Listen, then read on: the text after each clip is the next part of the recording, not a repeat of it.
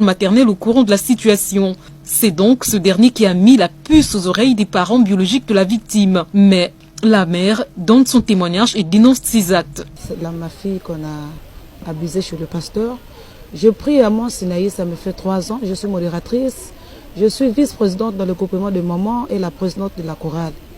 J'ai beaucoup aimé ce pasteur parce que ce pasteur m'a aussi aidée. Pour ça, je suis reconnaissante. Vraiment, pour les services qu'il m'a rendus, je suis reconnaissante. Je ne peux pas le nier.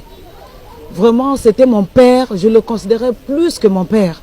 Tout ce qui s'est passé dans mon foyer, il était au courant de tout.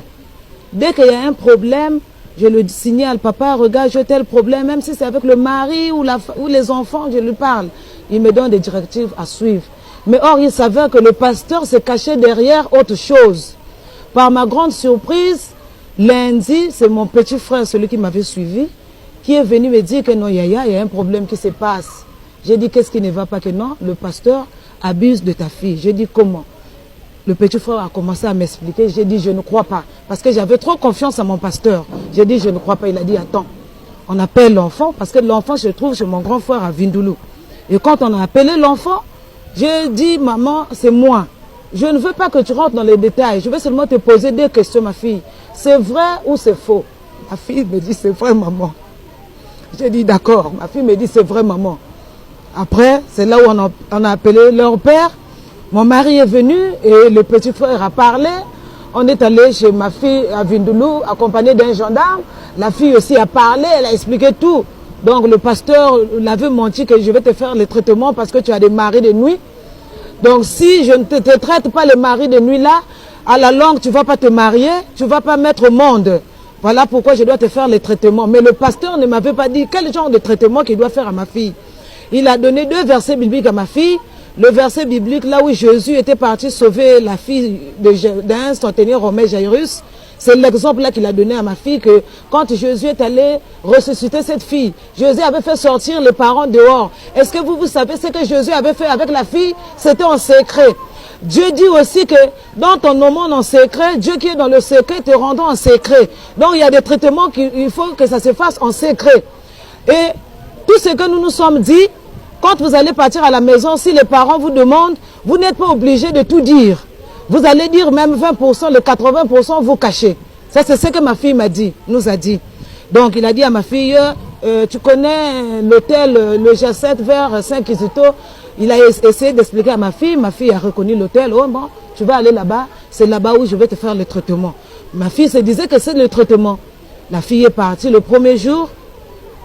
Quand ils sont arrivés là-bas, il a dit à ma fille de se déshabiller, il a pompé les parfums spirituels sur ma fille, il lui a mis les doigts dans les oreilles, il a dit expire, aspire, si tu te dis expire, aspire, tu aspires. Après si tu te dis bloque ton souffle, tu bloques. La première fois, ma fille a bloqué.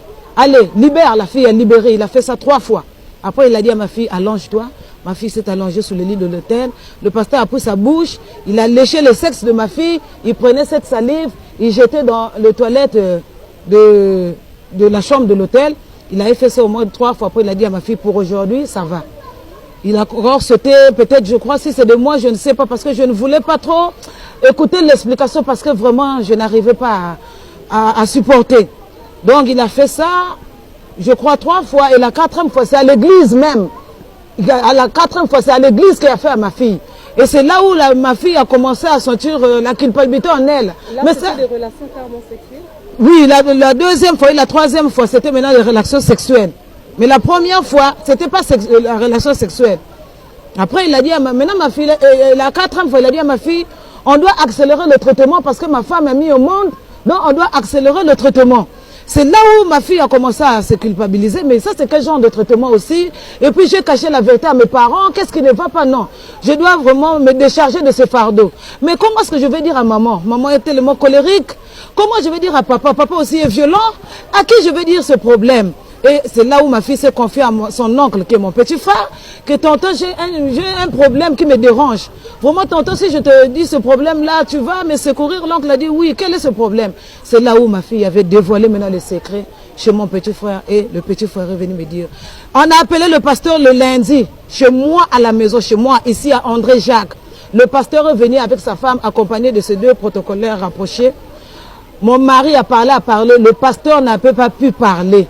Sa femme nous dit, oh non, mais si c'est le traitement, si papa avait fait seulement une fois, est-ce qu'il avait encore continué de faire, arrangeant ça à l'amiable? Monsieur a dit, ah bon, d'accord. On a appelé les parents. La deuxième fois, le mardi, sa femme est venue, elle est venue me supplier en pleurant. Maman, comment tu vas accepter que le pasteur aille en prison? Moi, j'ai des petits-enfants, je vais faire comment? Maman, ne fais pas ça. Maman, ne quitte pas l'église. Si tu quittes l'église, les fidèles de l'église seront au courant de ça. Ils vont fuir l'église. Maman, aide-moi. Sa femme me suppliait, elle pleurait. Mais hier, à la gendarmerie, elle a commencé à m'insulter. Et les autres adeptes de l'église, j'ai dit, c'est pas grave, j'assume. Dieu qui est juste, juge, il va nous juger. Donc voilà un peu ce que j'avais à vous dire. Ne pouvant agir faute de preuves après avoir été informé de certaines pratiques observées depuis quelque temps dans cette église par les habitants du quartier, le chef de bloc numéro 4